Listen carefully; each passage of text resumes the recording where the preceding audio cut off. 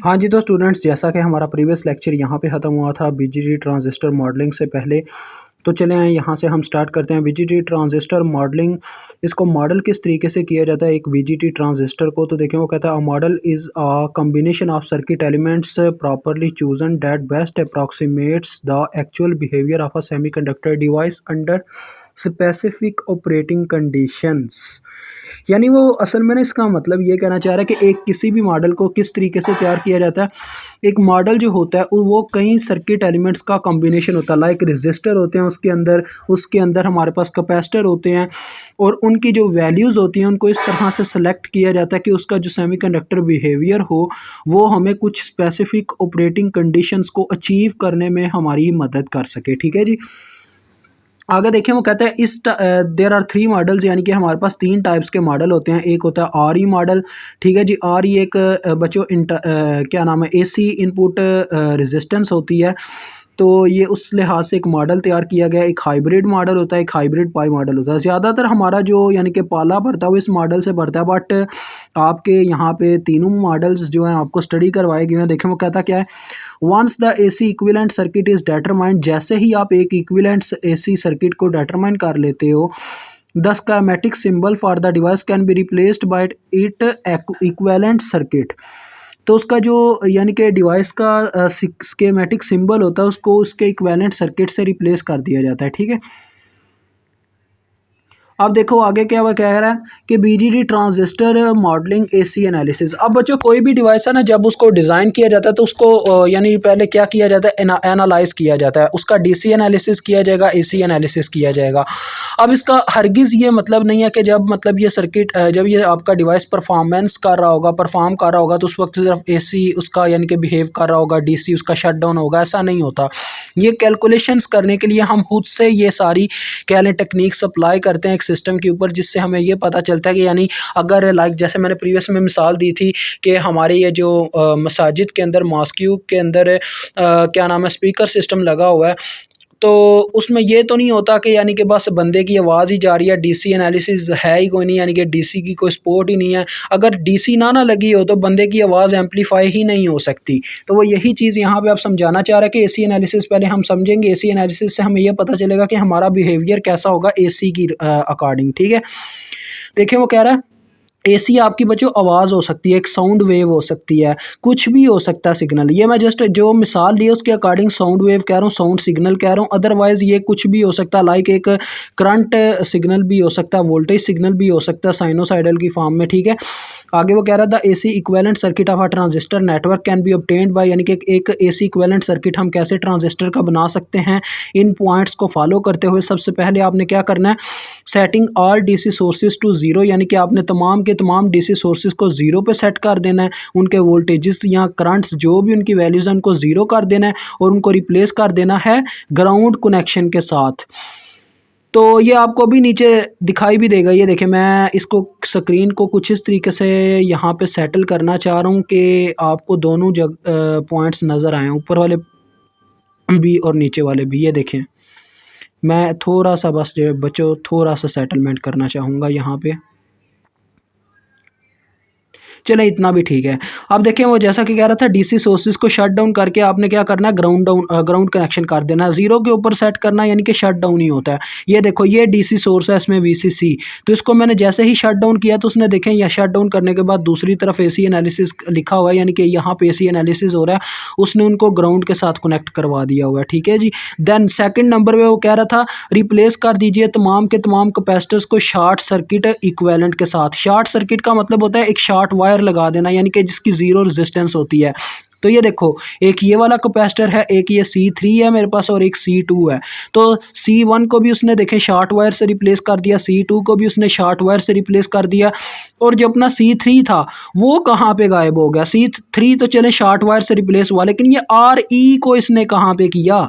ये हमारे जहन में काफ़ी बच्चों के जहन में क्वेश्चन आता है। बच्चों असल में पता क्या चक्कर है, यहाँ पे देखें दो वायर्स थी, एक C3 जैसा कि उसने बताया शॉर्ट वायर से रिप्लेस हो चुका था, एक शॉर्ट वायर आ चुकी थी, और एक रेजिस्टेंस था था तो दोनों का पैरेलल कॉम्बिनेशन बन रहा था, क्योंकि उनका अपर और लोअर टर्मिनल कॉमन था। एक वायर का टर्मिनल यहाँ पे दोनों के बीच में कॉमन है कैपेसिटर और रेजिस्टर के दरमियान, और लोअर टर्मिनल देखो दोनों का कॉमन सेम है, यानी कि ग्राउंड पे दोनों कनेक्टेड है। अपर और लोअर टर्मिनल कॉमन, तो इन दोनों की रेजिस्टेंस पैरेलल में हुई। तो पैरेलल में आपको पता है ऊपर वैल्यूज की मल्टीप्लिकेशन नीचे सम करते हैं, इसकी जीरो रेजिस्टेंस है, तो zero multiply by R E और जीरो प्लस आर ई करके भी जीरो ही आता है। अदरवाइज करंट गुजरता ही उस रास्ते से है जहाँ पे रेजिस्टेंस कम से कम होता है, यानी कि ना होने के बराबर होता है। जब मैंने बताया कि ये एक शॉर्ट वायर हो गई, इसका मतलब क्या है, ये शॉर्ट वायर हो गया ना, ये शॉर्ट हो गया तो उस करंट को यहाँ पे आके एक साफ सुथरा रास्ता मिल रहा था, यानी कि इस तरफ तो रुकावट थी लेकिन इस तरफ कोई रुकावट है ही नहीं थी, तो सारा का सारा करंट इधर से गुजर गया। डेट्स वाई उसने इस तरह से वायर आपको कनेक्ट करके दे दी हुई है। ठीक है, समझ ही हो गए आधे से ज़्यादा कंसेप्ट को। अब देखें वो कह रहा है कि मैं इसको अब कर लेता हूँ पुरानी कंडीशन पे वापस। वो कह रहा है कि remove all elements bypassed by the short circuit equivalents introduced by step 1 and step 2, यानी कि आपने इनको शॉर्ट सर्किट इक्विवेलेंट, वही बातें यार दोबारा से कर रहा है जो हमने अभी अभी की हैं। आगे redraw the network in more convenient and logical form, यानी कि वो कहता है ये जो आपने यहाँ पे सर्किट ड्रा कर लिया ना इस फॉर्म में, इसको मज़ीद एक अच्छे तरीके से ड्रा करें। अब देखो बच्चों, ये जो R1 और R2 हैं, ये दोनों जो हैं ये एक दूसरे के साथ पैरेलल में लगे हुए हैं। देखें किस तरीके से, इन दोनों के दरमियान भी वायर के दोनों टर्मिनल कॉमन है। देखें इनका वायर का एक टर्मिनल यहाँ पे कॉमन है दोनों के बीच में, और लोअर टर्मिनल जो है इन दोनों का ग्राउंड है, इसका भी ग्राउंड है, इसका भी ग्राउंड है। और जब अपर और लोअर टर्मिनल सेम जगह पे कनेक्ट हों दो रजिस्टर या किसी भी दो कंपोनेंट्स के दरमियान, तो वो पैरेलल में होता है। डेट्स वाई उसने देखें आगे जिसका एक कन्वीनियंट सर्किट बनाया उसके अंदर उसने क्या किया, ये इतनी वायर तो सेम लगी हुई है इसके अंदर, लेकिन इन दोनों रेजिस्टर्स की जगह एक रेजिस्टर लगा दिया हुआ है। R1 और R2 की जगह उसने एक रेजिस्टर लगा के बस लिख दिया हुआ है ये दोनों आपस में पैरेलल में है। ठीक है जी, आगे देखें ये बेस यहाँ से शुरू हो रही है, आगे ये हमारा ट्रांजिस्टर है। अब ये एक NPN ट्रांजिस्टर है, आपको पता होना चाहिए जब ये एरो नीचे की तरफ एमीटर की तरफ होता है तो ये NPN ट्रांजिस्टर होता है, और जब ये अंदर की तरफ होता है इंटरनल साइड पे इसकी ये टेल होती है, तो ये फिर कौन सा मतलब टेल के हेड इसको कहते हैं बच्चों, अब मुझे जहन में नहीं है, हेड शायद इसको कहते हैं। इसका हेड जब इंटरनल साइड पे हो तो वो PNP ट्रांजिस्टर होता है। ठीक है, तो देखें यहाँ पे उसने बस जस्ट क्या किया, RC भी ग्राउंड के साथ कनेक्ट था तो उसने जस्ट RC को आगे जाके ड्रा किया हुआ है। पहले नंबर पे उसने एमीटर को यहाँ पे शो आउट करवाया ग्राउंड के साथ कनेक्ट करवा के, और आगे देखें ये ऊपर वाली वायर ये जो कलेक्टर की ऐसे जा रही है, कलेक्टर के साथ आगे दो कनेक्शंस थे, एक आउटपुट का था एक RC का था। उसने देखें RC का भी कनेक्शन दिखा दिया ग्राउंड के साथ और आगे आउटपुट का भी कनेक्शन दिखा दिया, और जस्ट हमारा काम सिंप्लीफाई हो गया, यानी कि एक सिंपल सर्किट ड्रा हो गया। तो ये था इसी एनालिसिस का सारा यहाँ पे एक निचोड़। ठीक है, एक निचोड़। अभी काम कुछ भी नहीं हुआ, ये जो आपका सेंटर में लगा हुआ है ना, ये देखें लिखा हुआ है transistor small signal AC equivalent circuit, इसको हमने एक्सचेंज करते जाना है। RE मॉडल के साथ, हाइब्रिड मॉडल के साथ, हाइब्रिड पाई मॉडल के साथ, ये सब कुछ आएगा। और आपको ये चीज़ें पता होनी चाहिए, ये हमारी बेस होती है, ये हमारा एमीटर होता है, ये हमारा कलेक्टर होता है। और इसी तरह से आगे जब मॉसफेट आता है, मॉसफेट में यहाँ पे बेस की जगह हमारे पास गेट आ जाता होता है, कलेक्टर की जगह ड्रेन आ जाता होता है, एमीटर की जगह हमारे पास क्या होता है जी, एमीटर की जगह वहाँ पे होता है हमारे पास सोर्स। तो जब वो आएगा चले उसको तब स्टडी करेंगे। अभी हम चलते हैं आगे नेक्स्ट लेवल पे। देखें वो कह रहा है इंपॉर्टेंट पैरामीटर्स, यानी जो आप इसमें स्टडी करोगे वो पहले आप देख लें। वो कह रहा है ZI Z0 VI V0 I not.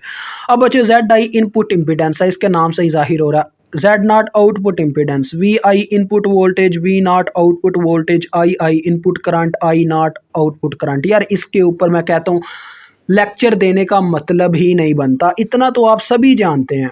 इसको मैं अगर बयान करने बैठ जाऊँ टाइम वेस्टेज है, कोई फ़ायदा ही नहीं है। ये जस्ट आप ऑलरेडी ये सारा कुछ जानते हैं। तो चलें यार आगे स्टेप पे बढ़ते हैं। अब यहाँ से हमारा RE मॉडल स्टार्ट होता है। देखें वो कह रहा है the RE transistor model for common ammeter configuration, यानी कि कॉमन एमीटर होता कब है मैं आपको ये बताता हूँ। कॉमन एमीटर बच्चों हम उस वक्त एक ट्रांजिस्टर को कॉमन एमीटर कहते हैं जब क्या हो जी कि एमीटर भी ग्राउंड हो, आउटपुट भी ग्राउंड हो और इनपुट भी ग्राउंड हो। यानी कि इसका मतलब पता क्या है, आपका जो एमीटर का रेजिस्टेंस है ना वो ग्राउंड हो चुका हो, शॉर्ट हो चुका हो, वो डायरेक्ट ग्राउंड के साथ एमीटर का कनेक्शन हो, यानी कि बीच में कोई रेजिस्टर वगैरह ना आ रहा हो। और इसी तरह से एसी और मतलब कि इनपुट साइड और आउटपुट साइड भी ग्राउंड हो। कभी कभार कॉमन कलेक्टर हुआ तो कॉमन कलेक्टर की दफ़ा पता क्या होगा, कॉमन कलेक्टर का ये जो आरसी रजिस्टर होगा ना ये ग्राउंड होगा, मतलब ये होगा ही नहीं बीच में। ये ऐसे शॉर्ट वायर डायरेक्ट कनेक्ट होगी ऊपर वाले कलेक्टर की, और नीचे एमीटर वगैरह एज इट एज ही लगे होंगे, लेकिन कलेक्टर की जगह शॉर्ट वायर होगी। आप इस तरह से याद रख सकते हो, अगर आरसी रजिस्टर आपका शॉर्ट वायर है ना, शॉर्ट वायर लगा हुआ है तो आपका कॉमन कलेक्टर है। अगर आपका आर ई शॉर्ट वायर लगी हुई है तो वो आपका कॉमन एमीटर है। ठीक है, ये मेरा एक जुगाड़ी तरीका, इतना खास ये कंसेप्ट नहीं है, थोड़ा कहीं एक आधी जगह पे गलत भी हो सकता है, लेकिन आपको थोड़ा सा हिंट ही अभी दिया है। इंशाल्लाह जब आगे बढ़ेंगे तो आपको थोड़ा अच्छे तरीके से कंसेप्ट मिल जाएगा। अब यहाँ पे ना कुछ ऐसे कंसेप्ट आ जाते हैं जो अगर मैं यहाँ पे आपको करवाऊँ तो थोड़ा मुश्किल होगा मेरे लिए आपको समझाना। तो मेरा दिल है कि हम इसको करेंगे रजिस्टर पे। ठीक है जी, रजिस्टर पे ये सारे मैं आपको वेरिफिकेशंस करवाऊँगा। अभी हम इस लेक्चर को यहाँ पे स्टॉप करते हैं। ये देखें, ये सारी डेरिवेशन है। डेरिवेशन जो है ना ये सिर्फ इन्हीं इक्वेशंस पे डिपेंड नहीं करती जो यहाँ पे इन्होंने लिख दी हुई हैं, बहुत ज़्यादा इक्वेशंस होती हैं। तो यहाँ पे स्टॉप करते हैं। ठीक है, इसका अगला नेक्स्ट लेक्चर जो है वो आपको रजिस्टर पे मिलेगा। अभी तक के लिए इतना ही।